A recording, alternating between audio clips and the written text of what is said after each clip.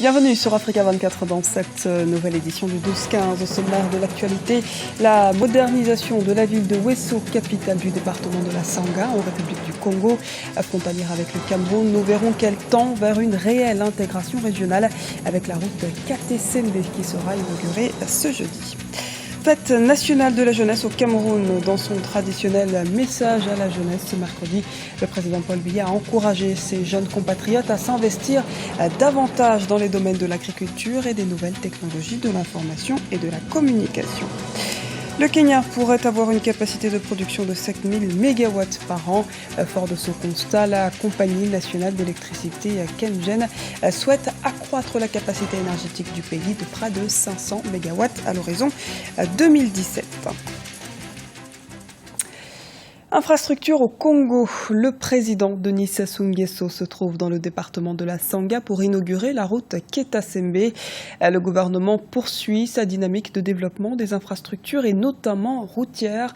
C'est le cas de la ville de Ouesso, une ville frontalière au Cameroun. Les précisions dans ce reportage de Jacques Amboka, notre envoyé spécial au Congo. Environ 900 km de la capitale Brazzaville, Ouesso est la capitale du département de la Sanga, l'une des 12 provinces de la République du Congo. Située au nord-est du pays, Ouesso est au cœur de la forêt équatoriale. Avec son aéroport desservant une liaison avec Brazzaville, Ouesso est à ce jour en constante mutation et attire de nombreux investisseurs. Ouesso, d'abord dans son étymologie, ça signifie le soleil. C'est une ville qui se situe au nord du Congo. Au nord du Congo et frontalière avec la Centrafrique, le Cameroun, disons aussi le Gabon et la cuvette centrale et même la cuvette ouest aussi. Vous voyez, donc c'est un département qui accueille tout le monde. La population de Ouesso est cosmopolite.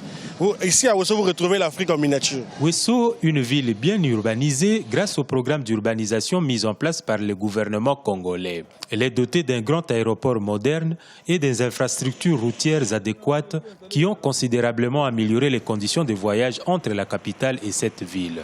Et Ouesso, il y a 40 ans, parce que j'ai vécu à Ouesso, c'était un grand village. Il n'y avait rien, presque il n'y avait rien. C'était vraiment enclavé. Pour faire donc Ouesso à Soanké, il fallait compter toute une journée de route, et vraiment enclavé, pas de route, avec les pluies, ainsi de suite. Et aujourd'hui, on dit 40 ans après, Ouesso a subi une transformation totale dans tous les secteurs. C'est une grande mutation. Ouesso poursuit sa lancée vers la modernité et l'intégration. C'est dans ce cadre que se situe l'arrivée ce mercredi 10 février 2016 du président de la République Denis Sassou Nguesso, venu procéder ce jeudi 11 février 2016 à l'inauguration et la mise en service de la route Katé-Sembe qui va relier la République du Congo au Cameroun. Mise en place prochaine d'un plan triennal spécial jeune au Cameroun. L'annonce a été faite ce mercredi à l'occasion de la 50e fête de la jeunesse célébrée le 11 février. La décennie de la jeunesse africaine décrétée de 2009 à 2018 par les chefs d'État africains se matérialise sur le terrain camerounais avec la mobilisation de 102 milliards de francs CFA pour assurer l'insertion économique des jeunes du pays. Écoutons les précisions du président camerounais Paul Biya. L'insertion économique de la jeunesse est donc un souci constant. Nos actions vont se poursuivre avec plus de pugnacité afin que notre jeunesse tire le meilleur profit des nombreux chantiers et projets en cours ou en préparation. Dans cette optique, je viens de prescrire le lancement d'un plan triennal spécial jeune, doté d'une enveloppe globale de 102 milliards de francs CFA. Ce plan devra faciliter et accélérer l'insertion économique de notre jeunesse. Nous devons tous y tenir particulièrement. Vous aurez là, je crois, l'occasion de faire la preuve de votre patriotisme économique. Le Gabon vise l'autosuffisance alimentaire. Le pays importe pour près de 300 milliards de francs CFA de denrées alimentaires. Les autorités gabonaises veulent inverser la tendance et faire du pays un exportateur de produits agricoles. C'est en ce sens que le président Ali Bongo Ondimba encourage la mise en place du programme Graines dans les provinces du pays. Les explications dans ce reportage de Douglas Toutoum, notre correspondant au Gabon. La graine continue d'être semée dans le pays. Le 8 février 2016, la Gabonaise des réalisations agricoles et des initiatives des nationaux engagés a atteint sa 5e étape avec son lancement officiel dans la province du Haut-Ogooué par le chef de l'État Ali Bongo Ondimba.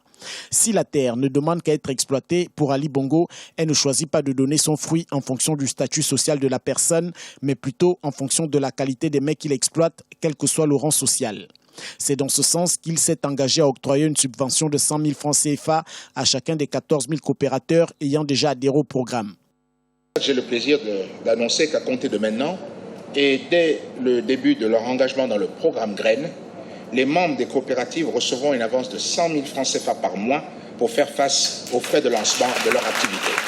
Les membres des coopératives déjà établies recevront la même somme d'argent pendant la même durée en guise de reconnaissance des durs efforts qu'ils fournissent en faveur du développement économique de notre pays. Dans la province du Haut-Ogooué, le projet prend forme. 3 sites aménagés ont été visités. 183 coopératives ont reçu des mails du chef de l'État, 38 titres fonciers pour une surface totale de terre arable de 868 hectares.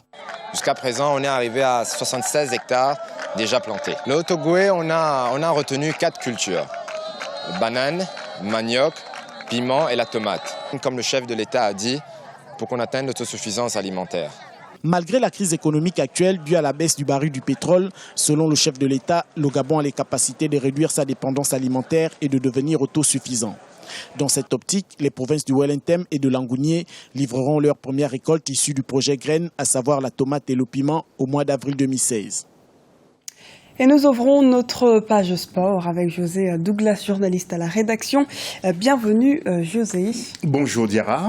Alors José, on commence l'actualité sportive du continent avec l'équipe de football du Maroc qui a limogé son entraîneur. Mais oui, Badou Zaki limogé, la Fédération marocaine de football a officialisé l'information ce jeudi. Badou Zaki était aussi la cible des supporters des Lions de l'Atlas et sera probablement remplacé par celui qui a remporté 2 fois la CAN, c'est-à-dire Hervé Renard qui a remporté la CAN avec la Zambie et la Côte d'Ivoire.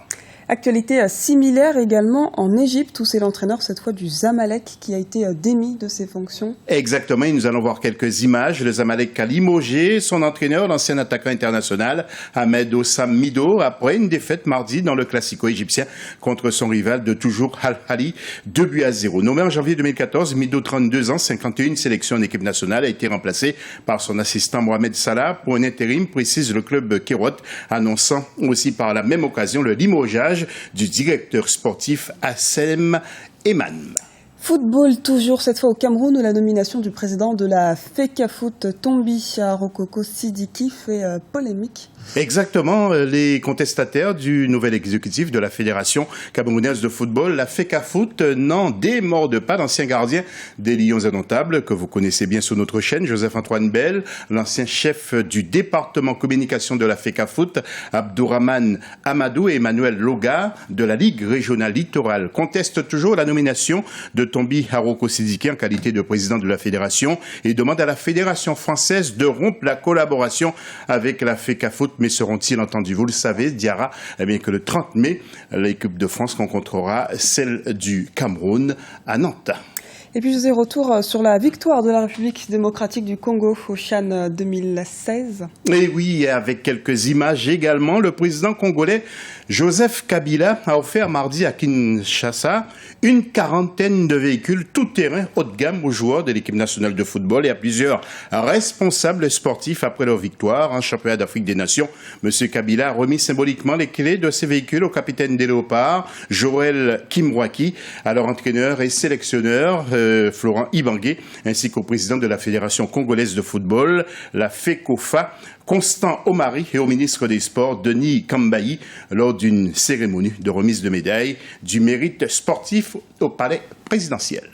Enfin, José, un mot sur les joueurs africains qui évoluent actuellement en France et qui réalisent de belles performances. Mais oui, et qui ont brillé lors des 8e de finale de la Coupe de France. L'Ivoirien Serge Aurier avec le Paris Saint-Germain est devenu un latéral indispensable. Il a éliminé Lyon avec le Burkinabé Bakary Koné. Le Malien Birama Touré, le Sénégalais Rémi Gomis et le Marocain Yacine Bamou. À Nantes, ont fait plier Bordeaux. Et puis Saint-Etienne du Sénégalais Bayal Sall a éliminé 3. Et puis en plus, Lorient du Camerounais Benjamin Moukonjo et du Gabonais Didier Dong Ibrahim n'ont eu aucune pitié pour le club de Sarre Union, 4-0. Sarre Union, c'est un petit village en France d'Yara. Merci pour toutes ces précisions, José. À très bientôt.